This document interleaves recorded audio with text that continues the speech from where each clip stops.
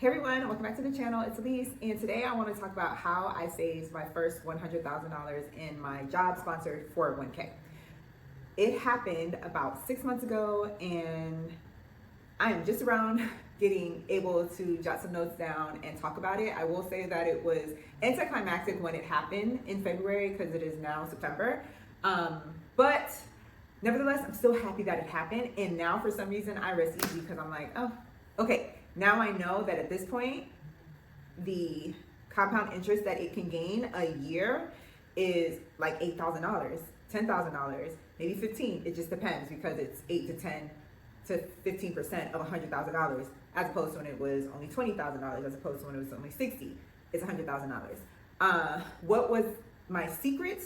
I can only say that it was almost 10 years of saving consistently each and every week.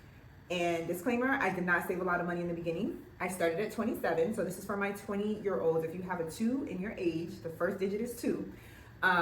This is kind of like a testament to that if you start at this point, even saving, I would say $20 a week, not 10, but if it's 10, if that's all you have, $20 a week can get you somewhere in 10 years, because right now I'm 37, and it took me, it happened around like the 9.5 year mark. So almost 10 years, I'm gonna say, is when it happened. But as I'm going to show y'all with some more details, like I did not save a lot of money in the beginning. Towards the end, I saved a lot, but I've never saved like 15, 20%. The most I've ever saved is 10, but I did not start at 10%. So disclaimer, the first one, a couple of them. The first one is that I did not start with saving a lot of money all the time. And the other one is that I made some mistakes. This 401k that I have started from scratch, and that was from my second job, which means there had to be a first job where I messed it up. I did. That's okay. Like, if you make mistakes, it's fine. Just when you decide to buckle down and be committed to it. What I'm going to talk about is like the things I did strategically first, and then I'm going to wrap it up with like some things that I fine-tuned to help me particularly be successful, just so I can put it out there and maybe get some thoughts going for you if you've never thought about it. I wanted to set myself up for success financially, build a financial foundation, which I'm glad I did now in my 30s. I'm glad my 27-year-old self did that. I knew I wanted to buy a house, and I knew I wanted to pay off my student loans, which was almost $200,000. So I was like, well, this $125 is gonna have to be okay right now until I can figure other things out, because my student loan was like $1,100, and I knew I wanted to buy a house, not right away, but I knew I needed to save some money.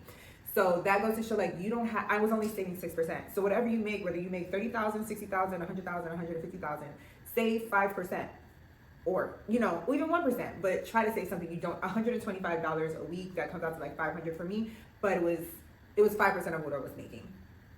Curious to know how much were you guys saving when you started out. If you want to share, drop down in the comments and share like your journey, and whether you're happy you did or you regret maybe you wanted to save more. The other thing why I decided to do that is because I instinctually was like, I'm not gonna go to these people's job every day in, day out, and not have something for myself. Because to be honest, and if you guys are honest with me, even if you like your job, there are gonna be days where you don't want to go to these people's job. So for me, it was like, let me save this $125 a week so that at the end of the week, I have something to show for it. I have something to show for it when I was happy to go to the job, and I have something to show for it, especially when I wasn't happy to go to these people's job. I am going to save this money for me because I did the hard thing and went to work when I didn't feel like going to work. And then as my trajectory went on, how I was able to increase it is that at my job, I was fortunate to get a 3% raise every year, and I did get bonuses every year. I would contribute some of that bonus every year, and I would also, whenever I got a raise, I would increase my amount that I was saving to my 401k. So that $125 increase. Sometimes when there was a point, sometimes when I felt like I did really good, I had reached a milestone on paying off my student loans, I decided, well, let me add maybe $20 a month or $50 a month to what I'm already saving. So fast forward until I'm at year 8 and year 9. I think the last 2 years I was at my last job, I was able to save 10% of my check. It was never more than that, because I feel like I give 10% to the Lord. I'm not going to give more than 10% to me. If it's good for the Lord, it's good for me. But that's just me. If you guys, a lot of people recommend saving 15%. So a lot of people recommend having a saving rate of 25%. For me, 10% is good enough, right? And so towards year 8 and 9, I was saving $270 out of $2,700 a week. And even when I left the job, I wasn't at $100,000. I was close, but I wasn't there. And it was after I left the job and I transferred that 401k to this job that I'm at now that it surpassed it, which is really exciting. And now let's fast forward to present day, where at my current job, I am still contributing to my 401k, but it's abysmal compared to what I used to, because I'm not making close to what I was making. And even now, I still see it prudent to put something into it. So what I'm doing now is making sure I at least get my company's match. But the good thing is, now that I'm above the 100,000 mark thresholds, my money is still making more money than I could contribute. And I'm just trying to like help it a little bit, because I still feel like I need to do my part and take advantage of the free money that this company is giving to me. Honestly, that I'm earning. They're not giving me anything. That's their way of staying competitive, to have a good worker. So yeah. And at this point, even what I'm contributing now that contributes to the match, which I still think is pretty decent, it's coming out to like 4 to 5% of what I make. So again, I'm pretty much at the beginning where I was saving, I believe 6%. Now I'm pretty at 4 to 5%. That's nice and everything, but my 401k is making its compound interest on its own at this point. I think some things that helped me get to this position that were really helpful was that, on top of me just making sure that every week or every 2 weeks my money was being invested, so it could be dollar cost average, as well as it being done automatically. It's automatically taken out of my paycheck so that I don't have to do it, because if it's automated, it's going to get done better than if I do it every week, right? The other thing that I believed helped me was that I made sure that I was always learning something as I went along the way in their journey. Whether that was reading a book, whether I was watching YouTube videos, I did those things because I did not know as much as I do now that I did then. So what do? You have to find ways to learn. The other way that I'm doing it now is just having conversations with people and just talking about things I'm interested in and getting ideas from them. I'm leaning in. I love to yap, so I'm leaning into that more so, like having conversations with people and relating to people and learning from them and them learning from me.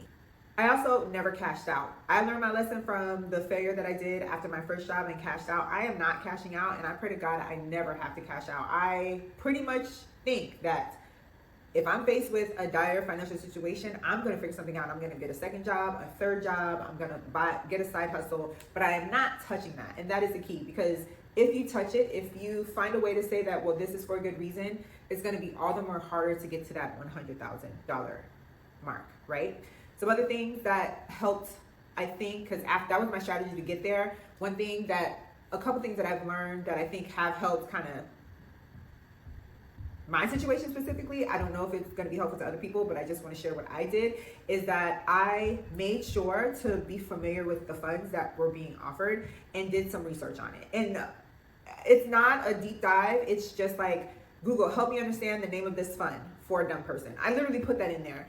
And I find that helpful because one thing that resulted from that is I make sure that of the funds that I have, none of them are sitting in cash funds, because a lot of businesses that offer these things, they have cash funds. And you can be saving and have 100% of your funds every year in your cash funds, and that's not helping you, because you're going to get 2% off of it, 3% off of it, when you can be in a target date fund that gets 10%, or a growth fund that's getting 15%. So at minimum, I made sure my stuff was not in cash, and if it wasn't cash, I transferred it to another fund. And then the other thing that I did is now this is just me, and this is not advice, but I'm just telling you what I did. I allocate my funds diversification, like the allocation, I change that every 2 years.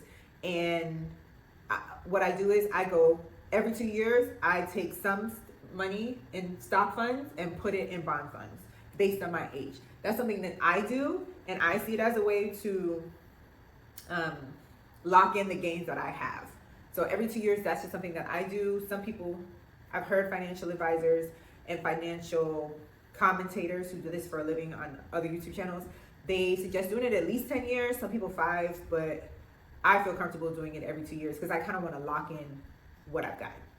So that's how I did it.